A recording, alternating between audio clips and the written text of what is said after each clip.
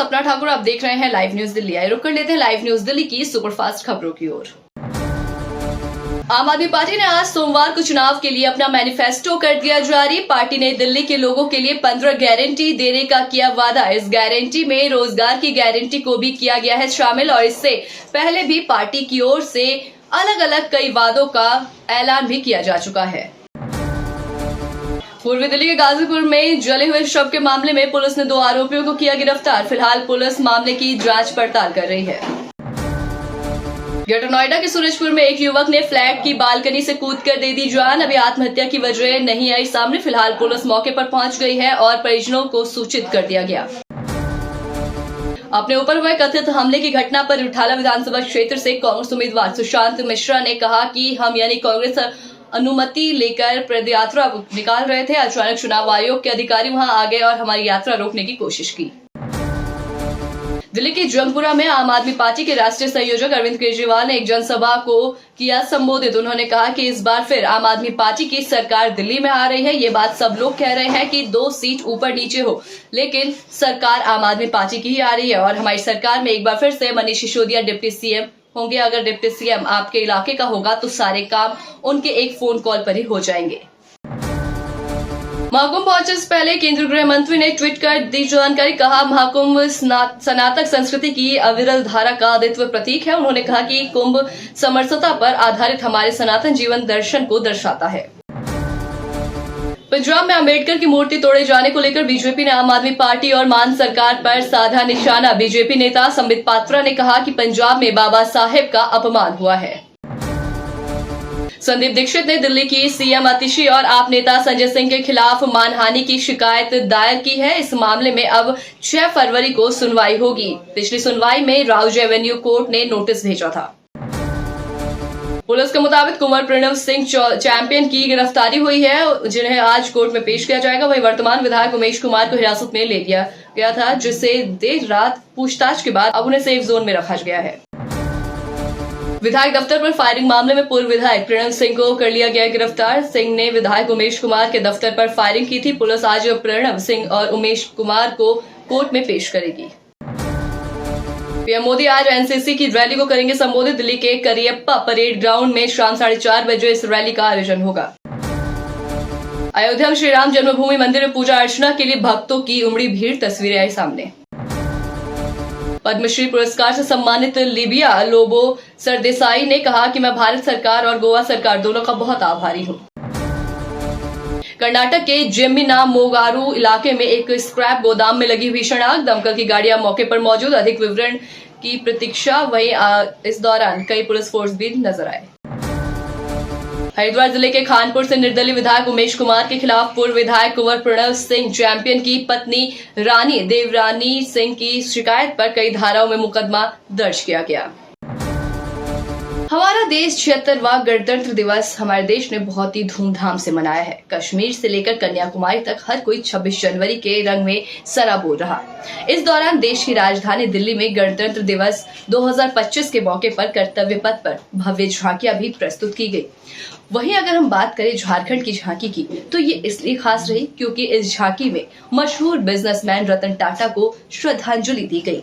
वहीं झारखंड की झांकी की इस बार थीम थी स्वर्णिम झारखंड, विरासत और प्रगति की विरासत।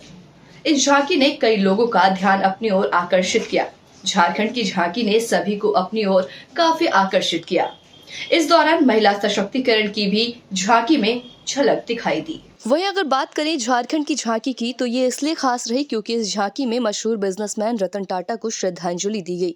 वहीं झारखंड की झांकी की इस बार थीम थी स्वर्णिम झारखंड, विरासत और प्रगति की विरासत। इस झांकी ने कई लोगों का ध्यान अपनी ओर आकर्षित किया। झारखंड की झांकी ने सभी को अपनी ओर काफी आकर्षित किया। इस दौरान महिला सशक्तिकरण की भी झांकी की झलक दिखाई दी।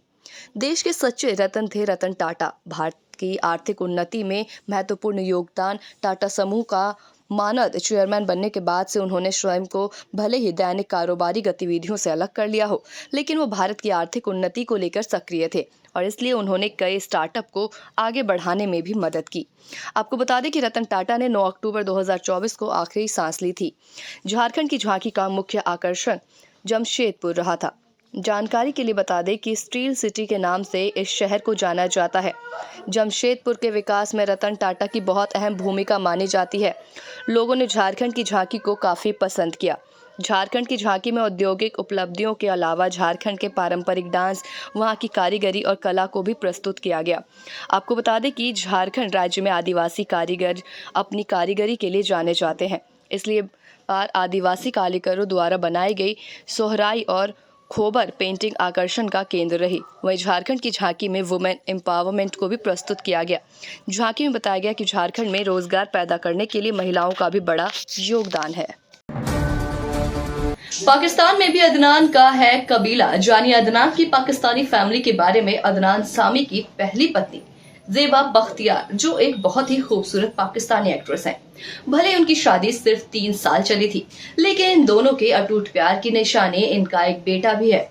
दोनों की शादी भले ही 3 साल तक चली, लेकिन दोनों ने एक निशानी अपने रिश्ते की जरूर बरकरार रखी, जिससे दोनों के नाम जुड़े रहे हैं और लोग इनकी जोड़ी को इनके बेटे के साथ याद करते हैं।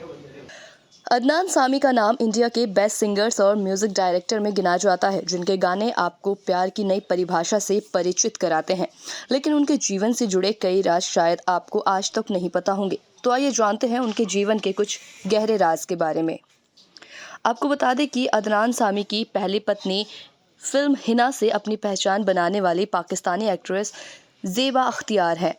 इनकी खूबसूरती के कायल होकर सन 1993 में अदनान सामी ने ज़ेबा बख्तियार से शादी कर ली थी। दोनों का रिश्ता सिर्फ 3 साल तक चला। उसके बाद किसी वजह से इनका तलाक हो गया। दोनों के प्यार की निशानी इनका बेटा, जिनका नाम अजान सामी है, पाकिस्तान के बेस्ट एक्टर्स में अपनी पहचान बनाए हुए हैं।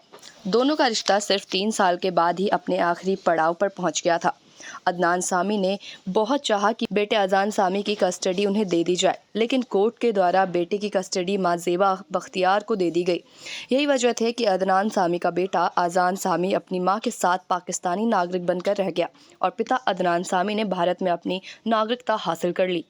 अदनान सामी भारतीय फिल्म इंडस्ट्री के बेहतरीन कलाकारों में से एक हैं, जिन्होंने अपने बेहतरीन गानों और म्यूज़िक को भारतीय सिनेमा में नाम दिया। इनकी गिनती भारत के टॉप सिंगर्स में की जाती है, जिनके लाखों फैंस फॉलोइंग्स हैं। इनके चाहने वालों की कमी नहीं है और यही वजह है कि इन्होंने अपनी लाइफ में 3 शादियां की हैं। पहली शादी तो 1993 में ज़ेबा बख्तियार के साथ हुई थी, जो 1996 तक चली, जिसके बाद उनकी दूसरी शादी 2001 में सबा गलादारी के साथ हुई, जो कि 2004 तक चली। फिर तीसरी शादी रोया फरियाबी के साथ हुई 2010 में, जो अभी तक बरकरार है। देश में छोटी बड़ी खबरों से जुड़ने के लिए देखते रहे लाइव न्यूज दिल्ली और अपनी खबरें दुनिया तक पहुंचाने के लिए हमारी वेबसाइट www.livenewsdelhi.com पर संपर्क करें। नमस्कार। अभी सब्सक्राइब करें हमारे चैनल लाइव न्यूज दिल्ली को और साथ में बेल आइकन दबाना ना भूलें। Live news Delhi.